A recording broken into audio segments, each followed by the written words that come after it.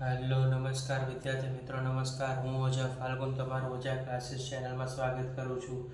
તો વિદ્યાર્થી મિત્રો, આજે આપણે ધોરણ 10માં વિષય ગણિતમાં દ્વિચલ સુરેખ સમીકરણ યુગ્મમાં આપણે લોપની રીતનો દાખલો જોવા જઈએ છીએ. તો વિદ્યાર્થી મિત્રો, ચેપ્ટર નંબર 3માં લોપની રીત અને આદેશની રીતના દાખલા બોર્ડની એક્ઝામમાં પૂછાય છે 3 માર્ક્સમાં. તો વિદ્યાર્થી મિત્રો, આજે આપણે 3.4માં લોપની રીત શીખવા જઈ રહ્યા છીએ.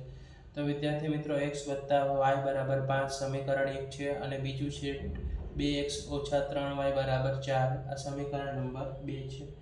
તો આમાં આપણે x અથવા y નો શું કરવો પડશે વિદ્યાર્થી મિત્રો? લોપ કરવો પડશે, બરાબર? તો આપણે કોઈ પણ એક સમીકરણને આપણે શું કરશું? એનો ગુણાકાર કરીને સમીકરણ સરખા કરશું. તો અહીંયા જોશો તમને x અને 2x, y અને 3y, 5 અને 4. તો આમાં કોઈ એક સમીકરણને શું કરવું પડશે? આપણે ગુણવું પડશે, જેથી તેનું થઈ શકે. તો આપણે સમીકરણને અહીંયા સરખું કરવું હોય તો સમીકરણ 1 છે એને કેટલા વડે ગુણશું? આપણે 3 વડે. અને સમીકરણ 2 છે એને કેટલા વડે ગુણશું?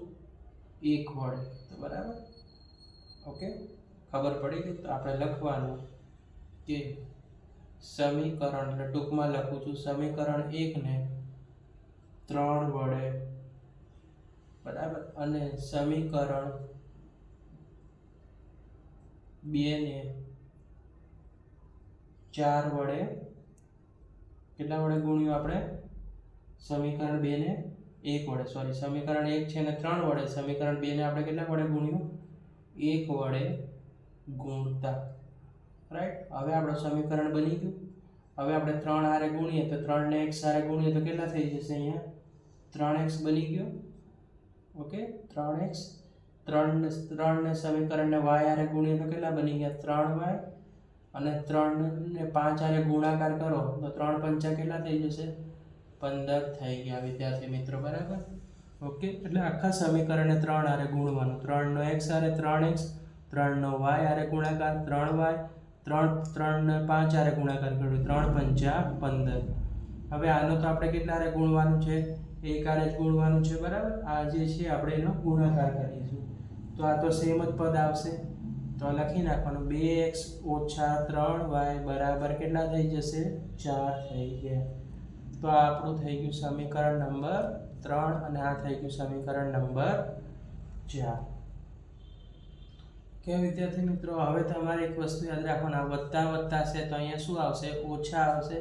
અહીંયા વત્તા ઓછા છે તો અહીંયા વત્તા આવશે, અને અહીંયા વત્તા વત્તા છે તો અહીંયા શું આવશે? ઓછા આવશે. ચલો હવે આપણે એનો લોપ કરીએ, બરાબર. તો અહીંયા 3 ને 2 કેટલા થઈ જશે? 5x થઈ જશે, બરાબર. અહીંયા કેટલા લખવાના આપણે? 5x. આનો તો લોપ થઈ ગયો એટલે ઉડી ગયા, બરાબર. હવે 15 ને 4 કેટલા થઈ જશે? અહીંયા 19 થઈ ગયા વિદ્યાર્થી મિત્રો, બરાબર. 3 ને 2 કેટલા? 5x, બરાબર. અહીંયા માઇનસ છે પણ અહીંયા શું થાય? પ્લસ થશે, નિશાની બદલવાની, ઓકે. અહીંયા તો લોપ થઈ ગયો, વત્તા ઓછા હતા, 15 ને 4 કેટલા થઈ ગયા? 19 થઈ ગયા વિદ્યાર્થી મિત્રો, ઓકે. ચલો, તો હવે x ને આપણે શું કરીએ? કરતા કરી દઈએ. 19 ને શું કરશું? આપણે અંશમાં લેશું અને 5 ને ક્યાં જવા દેશું? છેદમાં આપણે મૂકી દઈશું વિદ્યાર્થી મિત્રો. હવે આ સમીકરણ 1 માં શું કરશું? આપણે આ કિંમતો મૂકવાની. સમીકરણ 1 માં x બરાબર 19 ના છેદમાં કેટલા મૂકવાના? 5. એટલે જે આપણું સમીકરણ 1 હતું એમાં આપણે x ની કિંમતમાં શું મૂકશું? x દેખાય ને આ 19 ના છેદમાં 5 મૂકવાની છે, બરાબર. મૂકતા, ઓકે. તો x બરાબર 19 ના છેદમાં 5 વત્તા y બરાબર કેટલા છે? 5 છે. તો આપણે કેટલા લખી નાખવાના? 5 લખી નાખશું વિદ્યાર્થી મિત્રો, ઓકે. તો y ને આપણે શું કરી દઈશું? કરતા બનાવી દઈશું, બરાબર. આ 5 સરવાળાના છે ને કઈ બાજુ આપણે લઈ આવે? જમણી બાજુ છે તેને કઈ બાજુ લાવો? ડાબી બાજુ 5, બરાબર. હવે આ 19 ની નિશાની નથી એટલે સમજવાના વત્તા છે. જ્યારે વત્તા હોય, જ્યારે નીચે આવશે ત્યારે શું થઈ જશે? ઓછા, એટલે કે -19 ના છેદમાં 5. શું કર્યું વિદ્યાર્થી મિત્રો? y ને કરતા કર્યો. 5 હતો જે કઈ બાજુ? તો જમણી બાજુ હતો, એને ડાબી બાજુ લાવો. આ 19 વત્તા છે અને શું થશે? જ્યારે નીચે આવશે ત્યારે શું થઈ જશે? માઇનસ થઈ જશે. એટલે 19/5 વિદ્યાર્થી મિત્રો. ઓકે, તો હવે આપણે શું કરવાનું છે, તો y બરાબર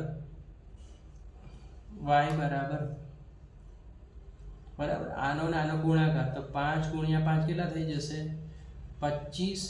25 માંથી આપણે કેટલા માઈનસ કરશું 19 અને છેદમાં કેટલા લખશું 5. તો y બરાબર 25 માંથી 19 જશે તો કેટલા આવશે વિદ્યાર્થી મિત્રો 6. તો 6/5 આવ્યો. બરાબર વિદ્યાર્થી મિત્રો, ખબર પડી ગઈ.